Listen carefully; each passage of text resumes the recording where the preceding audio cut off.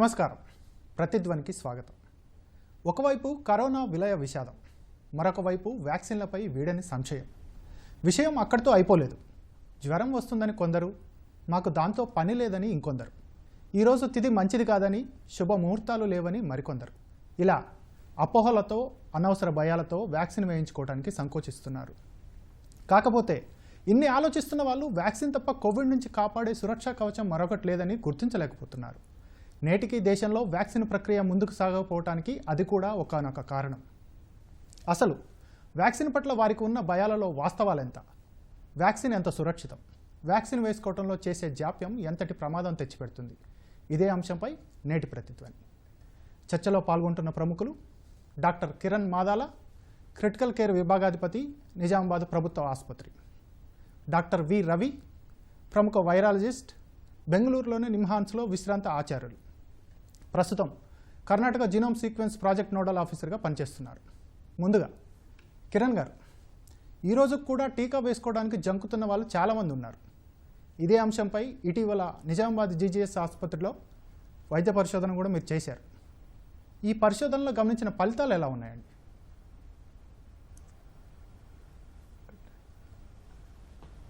కిరణ్ గారు.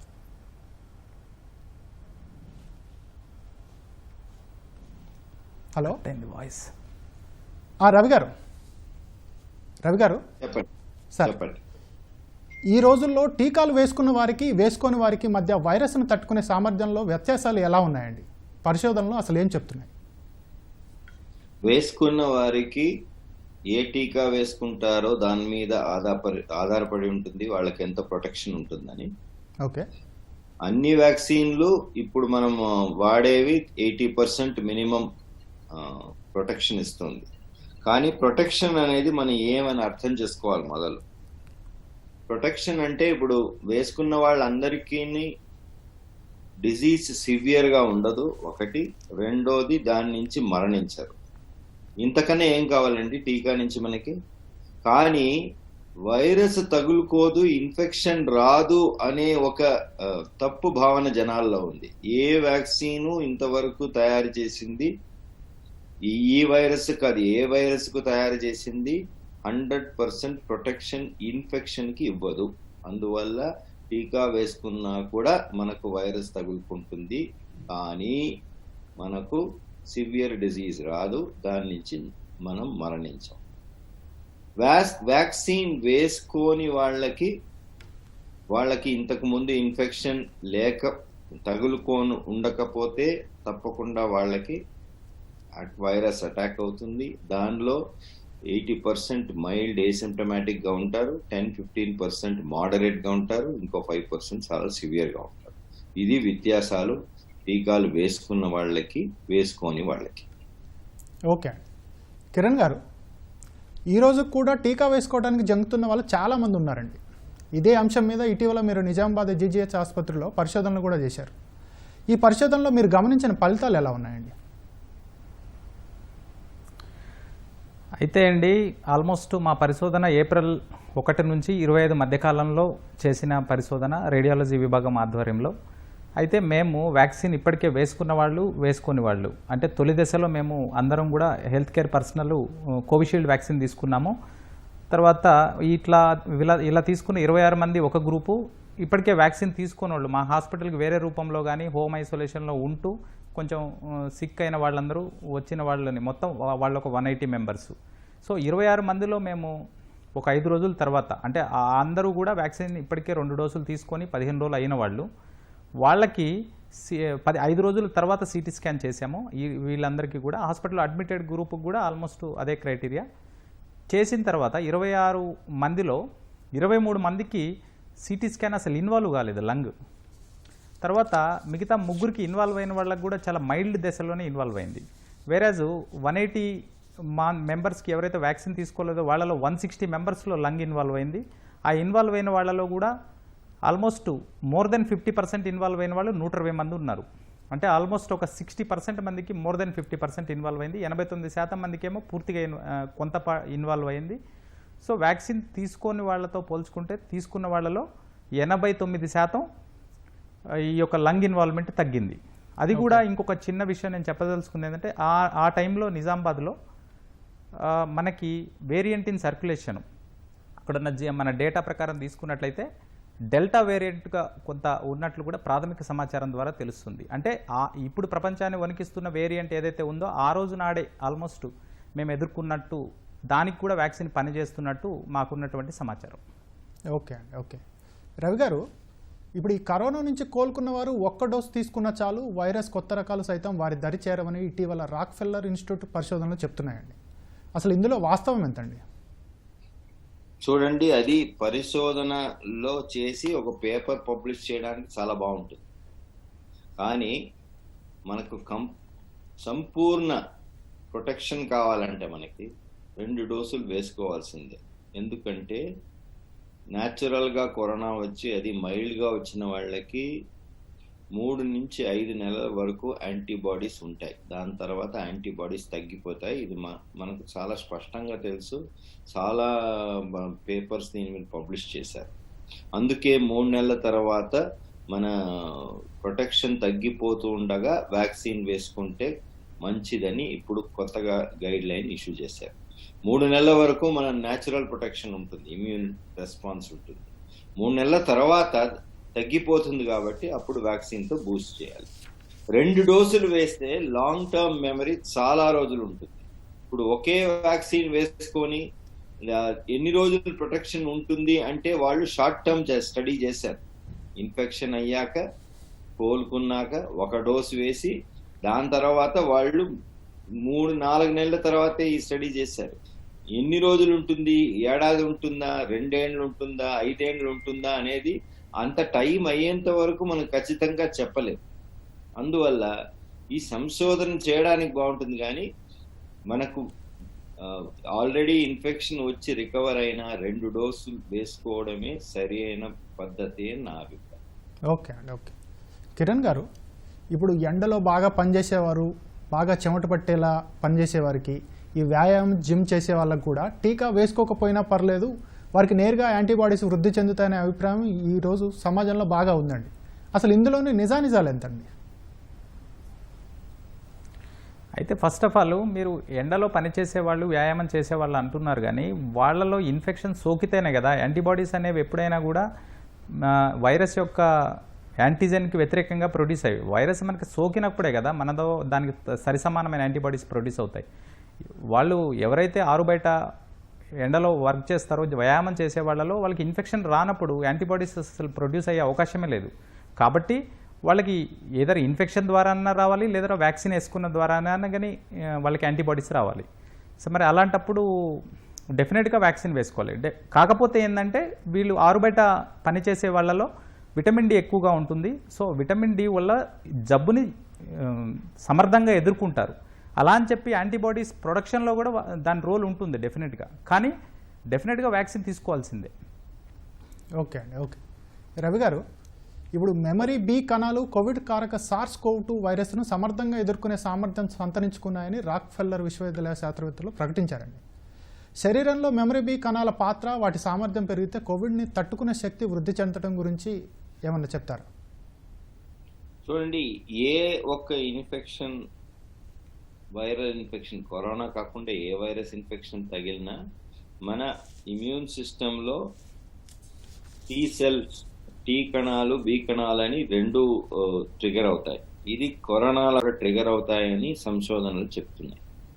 దానిలో కూడా మెమరీ బి సెల్స్ ట్రిగర్ అవుతున్నాయి అనేది ఇటీవల ఒక నేచర్ మెడిసిన్లో ఒక చాలా అద్భుతమైన ఒక పేపర్ పబ్లిష్ చేశారు. దానిలో న్యాచురల్ ఇన్ఫెక్షన్లో కూడా మెమరీ బి సెల్స్ అనేది ఇండ్యూస్ అవుతాయి, ప్రొడ్యూస్ అవుతాయి. దాని నుంచి మనకు ఈ ప్రొటెక్షన్ చాలా రోజులు ఉంటుంది అని మనం చెప్పగలం.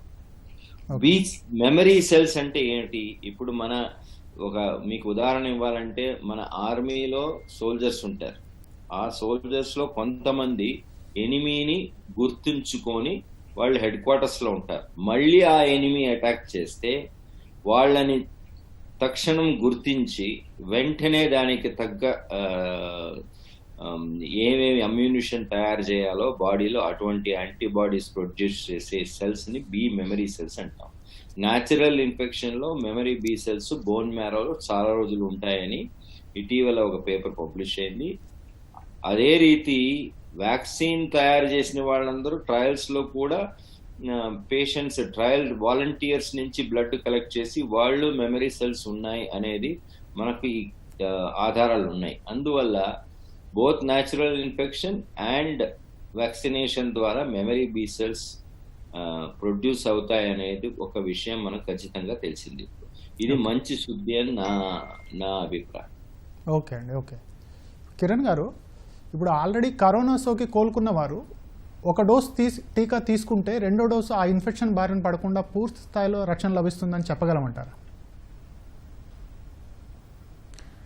అయితే ఇప్పుడు ఏదైతే న్యాచురల్ ఇన్ఫెక్షన్ ఎప్పుడైతే వస్తుందో డెఫినెట్గా ఫుల్ వైరస్ అనేది బాడీ ఎక్స్పోజ్ అవుతుంది. ఏదైతే వ్యాక్సిన్లో ఏదో పాక్షిక పదార్థమే కాబట్టి న్యాచురల్ ఇన్ఫెక్షన్ ఎప్పటికైనా కూడా సుపీరియర్గా ఉంటుంది డెఫినెట్గా. సో న్యాచురల్ ఇన్ఫెక్షన్ వచ్చిన వాళ్ళలో కూడా ఇప్పటికీ WHO చెప్పిన పరిశోధన ప్రకారం ఆల్మోస్ట్ 90 to 99% పీపుల్లో మనకి ఏదైతే దీన్ని ఎదుర్కొనే న్యూట్రలైజింగ్ యాంటీబాడీస్లో కూడా న్యూట్రలైజింగ్ యాంటీబాడీస్ అనేది ఇంపార్టెంట్. అవి 90 to 95% పీపుల్లో ఇన్ఫెక్షన్ వచ్చిన 2 నుంచి 4 వారాల్లో ప్రొడ్యూస్ అవుతాయి.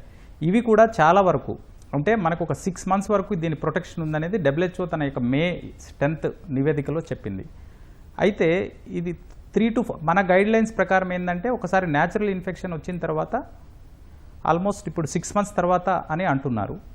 ఫస్ట్ డోసు అంటే చాలా వరకు ఒక డోస్తో కూడా ఇమ్యూనిటీ సందర్భాలు కూడా ఉన్నాయి. ఆల్మోస్ట్ రాక్ఫెల్లర్ స్టడీ ఉద్దేశం కూడా అదే. రాక్ఫెల్లర్ స్టడీలో ఏదైతే మెమరీ బీ సెల్స్ రవి గారు చెప్పిన ఉద్దేశంలో కూడా మనకి అలాంటి వాళ్ళకి మెమరీ బీ సెల్స్ అనేవి ఇక్కడ చాలా కీలకం అంట.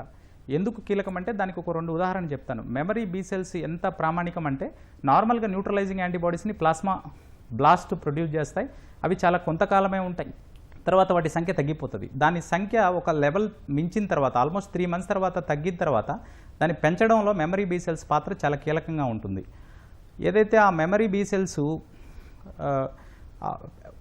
ఎప్పుడైతే అవి ఇంకా ఏం చేస్తాయంటే మన బాడీలో ఇమ్యూన్ రిటెన్షన్ అనేది ఉంటుందంట. ఇమ్యూన్ రిటెన్షన్ అంటే ఇన్ ద సెన్స్ మన స్టమక్లో కూడా ఆల్మోస్ట్ కొంతమందిలో 4 నెలల వరకు గుర్తించారు. అంటే ఆ ఇమ్యూన్ అనే సిస్టాన్ని కొంత క్రియేట్ చేస్తూ ఉంటుంది. సో బీ మెమరీ సెల్స్ ఎప్పటికప్పుడు కూడా తన యొక్క యాంటీజెనిసిటీని అప్డేట్ చేసుకుంటూ ఉంటాయి. అంటే యాంటీబాడీస్ యొక్క సామర్థ్యం కూడా ఎప్పటికప్పుడు వైరస్కి అప్డేట్ అవుతూ ఉంటుంది లోపలనే. సో అది అప్డేట్ అవ్వడం మూలాన మనకి రేపొద్దున కొంత వేరియంట్స్ కూడా దీన్ని ఎదుర్కొనే సామర్థ్యం ఉంటుంది అని అంటారు. ఒకవేళ అది స్టమక్లో లేకపోయినా కూడా డెండ్రైటిక్ సెల్స్లో ఇమ్యూన్ రిటెన్షన్ అనేది కూడా కొంత ఉంటుంది. సో దాంతో కూడా ఎప్పటికప్పుడు అప్డేట్ అవుతుంది. సో ఈ బీ మెమరీ సెల్స్ ఉండడం మూలాన వాళ్ళకి 3 months ఆల్మోస్ట్ 3 to 4 months వ్యవధిలో ఒక వ్యాక్సిన్ ఇచ్చామనుకోండి, ఇది మరింత సామర్థ్యంగా పనిచేసి ఇప్పటికే అవి అప్డేట్ అయినాయి కాబట్టి ఈ వ్యాక్సిన్ డోస్తో మరింతగా అప్డేట్ అయిపోయి చాలా వరకు కూడా ఎదుర్కొంటాయి అనేది almost that is equal to vaccine యొక్క 2 doses 1 బూస్టర్తో సమానం. 3 డోసుల వ్యాక్సిన్తో natural infection followed by single dose అనేది చాలా వరకు పరిశోధనలో తెలుస్తుంది. ఇది కూడా నేను ఎందుకు మద్దతు ఇస్తున్నానంటే మనకున్న వ్యాక్సిన్ లభ్యత తక్కువగా ఉండడంతో ఈ ప్రియారిటీలో వీళ్ళకి ఒకటే డోస్ వేసి అవసరం లేని వాళ్ళకి ఏదైతే ఇప్పటికే రాని వాళ్ళకి 2 doses వేసుకుంటే చాలా వరకు మనం సమర్థంగా ఎదుర్కొంటామనేది నా అభిప్రాయం. ఓకే. ప్రతిధ్వనిలో ఇప్పుడు స్వల్ప విరామం. ప్రతిధ్వనికి తిరిగి స్వాగతం. రవి గారు, ఇప్పుడు వ్యాక్సిన్లకు సంబంధించి కొత్త వేరియంట్లను అడ్డుకోవడంలోనూ ఉన్న వేరియంట్లను నియంత్రించడంలో వ్యాక్సిన్ల పాత్ర ఎలా ఉందండి? ఇప్పుడు నేను చెప్పాను కదండి మీకు, ప్రొటెక్షన్ అంటే మనం సరిగ్గా అర్థం చేసుకోవాల్సింది ఏంటంటే సివియర్ డిజీజ్ మరణాన్ని నుంచి మనల్ని రక్షిస్తే అదే ప్రొటెక్షన్. ఇన్ఫెక్షన్ని తడగట్టలేము మనము. You cannot prevent infection with vaccines. ఈ విషయంలో నేను ఈ అన్ని వేరియంట్స్ను ఇప్పుడున్న వ్యాక్సిన్స్ సివియర్ డిజీసు ప్లస్ డెత్ని ప్రివెంట్ చేస్తాం. అది మనకు ఉన్న వెరీ గుడ్ న్యూస్ అన్నమాట. కానీ ఇన్ఫెక్షన్ ప్రివెంట్ చేయడంలో వివిధ వ్యాక్సిన్స్కి వివిధ లెవెల్స్ ఆఫ్ ప్రొటెక్షన్ ఉందన్నమాట. ఇప్పుడు ఉదాహరణ ఇవ్వాలంటే కోవిషీల్డ్ అనే వ్యాక్సిన్ ఉంది కదా మనం వాడుతున్నాం మన దేశంలో. అది సౌత్ ఆఫ్రికన్ వేరియంట్ మీద అంత ఎక్కువ ఎఫెక్ట్ లేదు, వ్యాక్సిన్ ఇన్ఫెక్షన్ ప్రివెంట్ చేయలేదు అన్న ఒక ఆధారం మనకుంది. కానీ సౌత్ ఆఫ్రికన్ వేరియంట్ వల్ల ఇన్ఫెక్షన్ వచ్చిన దాని నుంచి సివియర్ డిజీజ్ వచ్చి మరణించే వాళ్ళ సంఖ్య ఏం డిఫరెన్స్ లేదు అన్ని వ్యాక్సిన్స్ కు కంపేర్ చేస్తే. అందువల్ల ఇప్పుడున్న వ్యాక్సిన్స్ అన్ని వేరియంట్స్ కును సివియర్ డిజీజ్ ప్లస్ డెత్ కి ప్రొటెక్షన్ ఇస్తున్నాయి. ఇంకా ముందు ఇంకా ఏదైనా వేరియంట్స్ వస్తాయా, అవి ఈ వ్యాక్సిన్లు విల్ దే బి ఎఫెక్టివ్ అనేది మనం వెయిట్ చేసి చూడాలి. అందుకే జీనోమిక్ సీక్వెన్సింగ్ చేస్తూనే ఉండాలి. చేసిన తర్వాత ఏదన్నా కొత్త వేరియంట్ వస్తే ఆ వైరస్ ని మనం ల్యాబ్ లో కల్చర్ చేసి దానిని మనం vaccinated patients serum samples, blood samples తీసుకొని న్యూట్రలైజేషన్స్ చేస్తూనే ఉండాలి. ఇంతవరకు అన్ని వ్యాక్సిన్లు it's preventing severe disease and death. Okay Kiran గారు, ఇప్పుడు కోవిడ్ నుంచి కోలుకున్న వారు కనీసం ఒక డోసు టీకా తీసుకుంటే వారికి బ్రిటన్, దక్షిణాఫ్రికా, న్యూయార్క్లలో మొదట వెలుగు చూసిన కరోనా వైరస్ రకాల నుంచి రక్షణ లభిస్తుందని తెలుస్తోంది. అసలు వీటిలో నిజానిజాలు ఎంతండి? అయితే మీరు కోవిడ్ నుంచి కోలుకున్న తర్వాత ఇప్పటికే చెప్పాను కదా, మన గైడ్లైన్స్లో 6 months అని ఉంది. ఇప్పుడు 3 to 4 months ఎప్పుడైనా కూడా మనకు ఆ డ్యూరేషన్ అనేది డిబేటబుల్. ఆ తర్వాత దశలో మనం వ్యాక్సిన్ ఇచ్చినప్పుడు నేను ఇప్పటికైతే బి మెమరీ సెల్ అనేది తన ఎప్పటికప్పుడు అప్డేట్ చేసుకుంటుంది ఈ antigen retention, antigen persistent mechanism ద్వారా. సో ఆల్రెడీ అది అప్డేట్ అవుతుంది. మనం ఎప్పుడైతే వ్యాక్సిన్ ఇస్తామో వ్యాక్సిన్లో ఉన్న పదార్థాల ద్వారా కూడా కొంత అప్డేట్ అవుతుంది. అయితే ఇక్కడ వ్యాక్సిన్ ఏది తీసుకుందాం అనేది కూడా ఇప్పటి వరకు రవి గారు చెప్పిన దాని ప్రకారం వ్యాక్సిన్ ఏది తీసుకున్న దాన్ని బట్టి కూడా కొంత వేరియంట్స్కి ఎఫెక్ట్ ఉంటుంది. ఏదైతే మనం ఇప్పుడు చాలా వరకు మనకున్నవన్నీ కూడా ఇన్యాక్టివేటెడ్ వైరస్ ఉన్నది భారత్ బయోటెక్, మిగతావన్నీ కూడా వైరస్ పదార్థాల ఆధారంగా తయారు చేసినవి. సో ఏదైతే భారత్ బయోటెక్ వ్యాక్సిన్ ఉందో అది చాలా వరకు అన్ని వ్యాక్సిన్స్ని, అన్ని ఇన్ఫెక్షన్స్ని ఎదుర్కొంటుందనేది చాలా పరిశోధనలో తేలింది. మిగతా వ్యాక్సిన్స్ కొంత ఇన్ఫెక్షన్ని రావడంలో వాటి సంఖ్యలో తేడా ఉంది. కానీ ఆల్మోస్ట్ ఒక చిన్న ఉదాహరణగా చెప్తాను. సింగిల్ డోస్ ఆఫ్ కోవిషీల్డ్తో 33% ఎదుర్కోగలవు, 33% ప్రొటెక్షన్ ఉంది డెల్టా వేరియంట్ మీద. అదే ఆల్ఫా వేరియంట్ మీద 50% ప్రొటెక్షన్ ఉందని చెప్పారు. 2 doses వేసినప్పుడు అదే కోవిషీల్డ్కి ఆల్ఫా వేరియంట్ మీదనేమో 60% ఉంటే డెల్టా వేరియంట్ మీద 66. అదే ఫైజర్కి అయితేనేమో 88 in alpha variant, 83 in delta variant. అంటే 2 డోసుల తర్వాత నార్మల్ 2 డోసుల తర్వాత పూర్తి స్థాయిలో వేరియంట్స్ని ఎదుర్కొంటున్నాయి. అదే సరిసమానంగా న్యాచురల్ ఇన్ఫెక్షన్ వచ్చిన తర్వాత ఒక సింగిల్ డోసు కూడా అదే సరిసమానంగా వేరియంట్స్ని ఎదుర్కొంటుంది. కాబట్టి ఇక్కడ మరణాలు సంభవించేది చాలా తక్కువ. 80 to 90%, 70 to 80 as per WHO infection ఎదుర్కొంటాయి.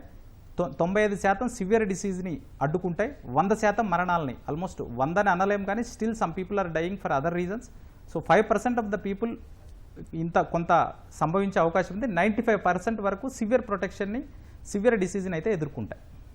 Okay Ravi గారు, ఇంతకుముందు కిరణ్ గారు చెప్పినట్టు మెమరీ బి కణాలలో వేర్వేరు రకాల యాంటీబాడీలు ఉంటున్నాయని, వీటి ద్వారా వైరస్ను ఎదుర్కొనేందుకు దీర్ఘకాల రక్షణ వృద్ధి చెందుతుందని రాక్ఫెల్లర్ పరిశోధన చెప్తోంది.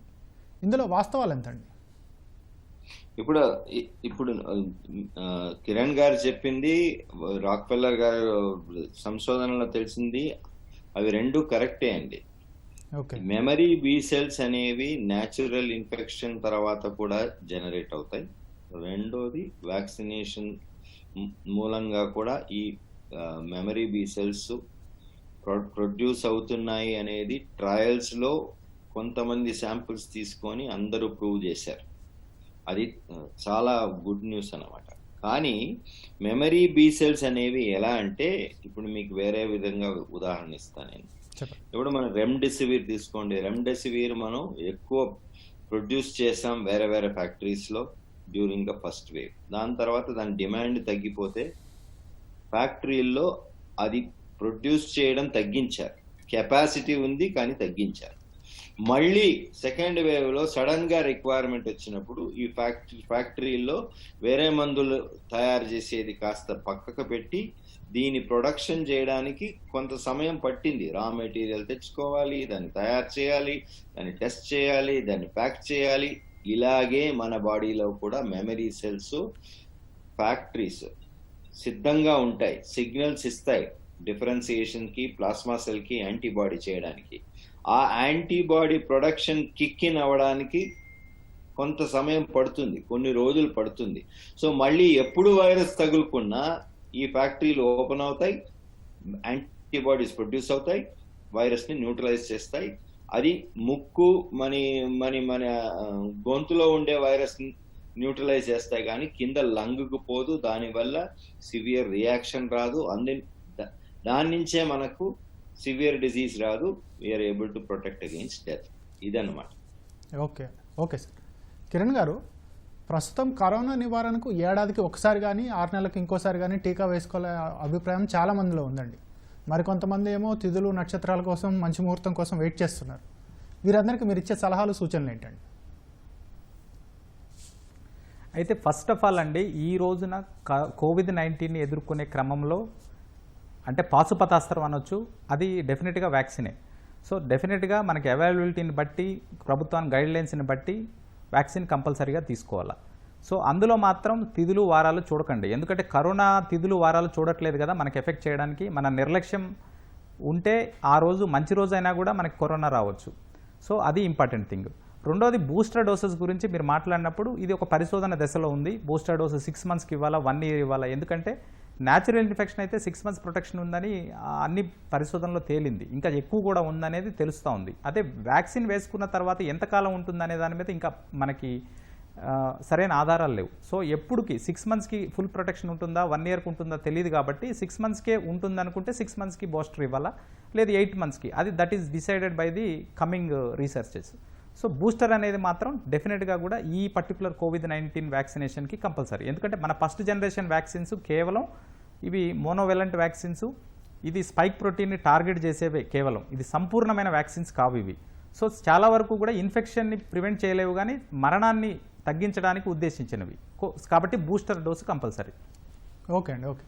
రవి గారు, ఇప్పుడు ఈ కరోనా రీఇన్ఫెక్షన్ల వల్ల కోవిడ్ నుంచి కోలుకున్న వారిలో యాంటీబాడీలు కొంతకాలమే ఉంటాయని భావిస్తున్నారు. తాజా పరిశోధనలో తేలింది ఏంటంటే యాంటీబాడీలు కొంతమందిలో దశాబ్దాల పాటు కూడా కొనసాగవచ్చు అనే సమాచారం ఉంది. ఈ రెండిట్లో ఉన్న వ్యత్యాసం ఏంటండి?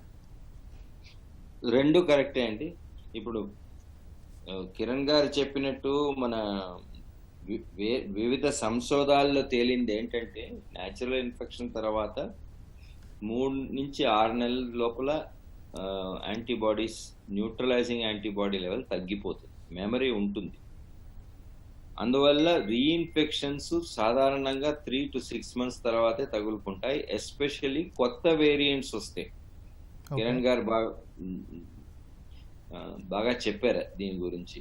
కొత్త వేరియంట్కు ఇన్ఫెక్షన్ తగులుకుంటుంది, కానీ దాని నుంచి మనకు సివియర్ డిజీజ్ కానీ డెత్ కానీ డేంజర్ ఉండదు. అందువల్ల వేరియంట్స్ వస్తూనే ఉంటే రీఇన్ఫెక్షన్స్ వస్తూనే ఉంటాయి. మెమరీ సెల్స్ చాలా ఏండ్లు ఉంటాయి. మెమరీ సెల్స్ అనేవి especially memory cells through infection or vaccination generation అయిన తర్వాత ప్రతిసారి మన దేహంలో కరోనా వైరస్ ఎంటర్ అవుతూనే ఉంటాయి కంటిన్యూస్గా. మనం ఎప్పుడైనా when we lower our guard enter అవుతుంటాయి అవి. Each time natural infection is also booster. అందువల్ల మనకు SARS-CoV-1 మర్స్ కరోనా వైరస్ తెలిసింది ఏంటంటే మెమరీ సెల్స్ చాలా ఏండ్లు ఉంటాయని మనకి సంశోధనల మూలంగా తెలిసాయి. అందువల్ల బోత్ ఆర్ కరెక్ట్. రీఇన్ఫెక్షన్ వచ్చేదానికి కారణం యూజువలీ ఆఫ్టర్ 3 to 5 months కొత్త వేరియంట్లు. ఈసారి కొత్త వేరియంట్ వచ్చినప్పుడు చాలా మందికి రీఇన్ఫెక్షన్, అప్ టు 10% చూసాం మనం రీఇన్ఫెక్షన్. ఓకే, అంటే ఈ రీఇన్ఫెక్షన్ రావడానికి అసలు కారణాలు ఏంటి సార్? వీళ్ళు సరైన జాగ్రత్తలు పాటించకపోవటమేనా?